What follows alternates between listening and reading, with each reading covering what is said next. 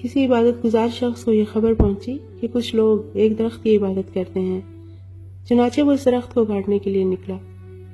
راستے میں ابلیس آ ملا، کہنے لگا اگر تو اس درخت کو کاٹ ڈالے گا تو لوگ کسی اور درخت کی عبادت کرنے لگیں گے۔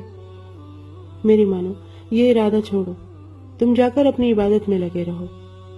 عابد نے کہا میں تو اس درخت کو ضرور کاٹوں گا۔ یہ سنتے ہی شیطان اس سے جھگڑنے لگا، دونوں میں شدید لڑائی ہوئی اور عابد نے شیطان کو پچھاڑ دیا۔ اب شیطان نرم پڑ گیا، کہنے لگا تم فقیر آدمی ہو، جاؤ اپنی عبادت میں مشغول ہو جاؤ، میں وعدہ کرتا ہوں کہ ہر رات تیرے تکیے کے نیچے سے تجھے 2 اشرفیاں ملا کریں گی۔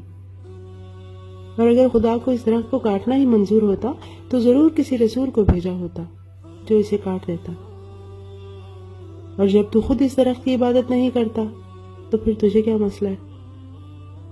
عابد نے کہا بات تو تم صحیح کہتے ہو، ٹھیک ہے میں واپس چلا جاتا ہوں۔